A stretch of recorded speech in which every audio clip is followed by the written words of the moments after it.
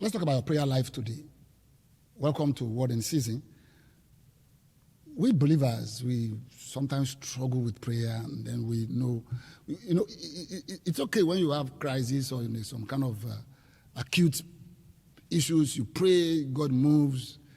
The real struggle about prayer is the daily routine kind of praying when there is nothing that is traumatic or beyond that. To maintain that kind of life of praying and praying, not waiting for the next disaster to take place.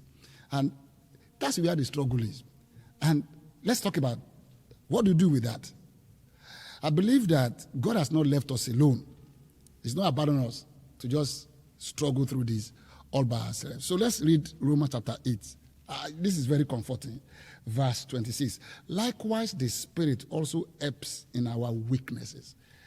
For we do not know what we should pray for as we ought, but the Spirit himself makes intercession for us with groanings which cannot be uttered. Now he who searches the heart knows what is the mind of the Spirit, because he makes intercession for the saints according to the will of God. Now, I'm bringing a comforting word today, and that is this. What's that? This is it. That God knows our weakness in prayer. That we are not always up to par when it comes to praying. Of course, when we have emergencies, when we have some struggle, we can just latch on to God and pray and push things through, and then we see result. Our greatest strength is not seen in that.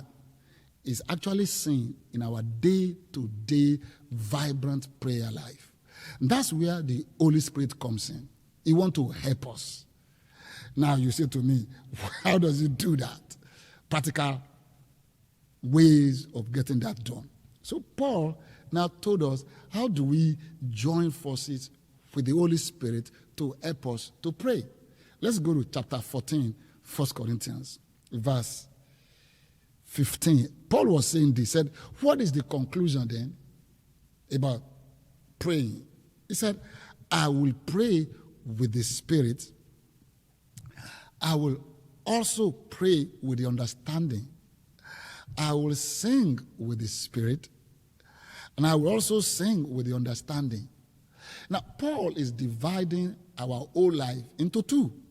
He's saying there is the spirit part of our life, there's the understanding part of our life, there's the conscious part of our language and living and talking, another level that is below the consciousness that is called the spirit. So there's the spirit part, there's the understanding part, our conscious level of understanding.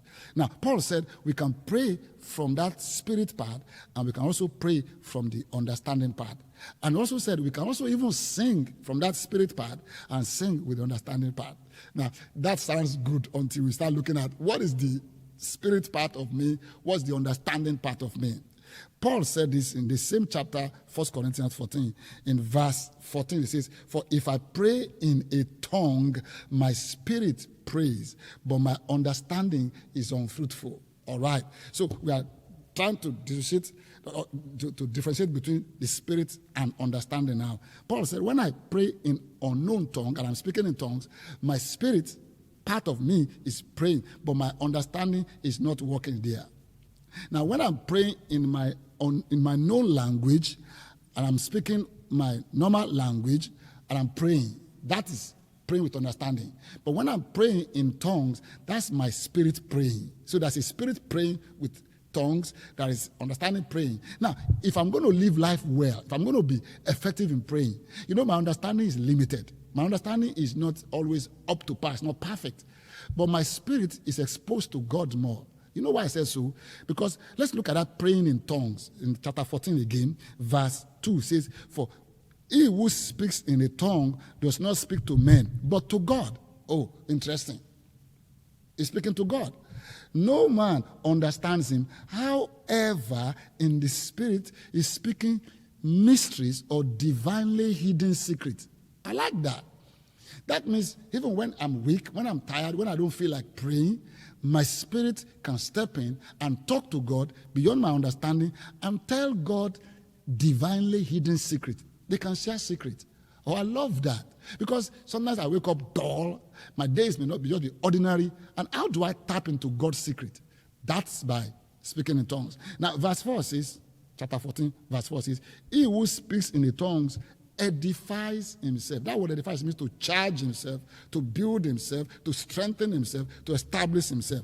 Wow, beautiful. So I can have an established, strengthened prayer life by praying in tongues and then pray with understanding. Notice he put praying with the Spirit first, then praying with understanding. So let's start praying more in the Spirit, hereby praying in tongues.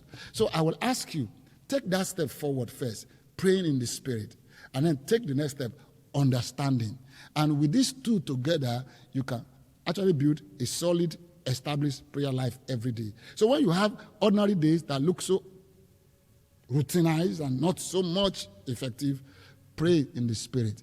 And when you are quickened and you are strengthened, then pray with understanding and bring your issues to God. With these two legs, you can always walk on in the Spirit and achieve great things with your ordinary life. Thank you for listening.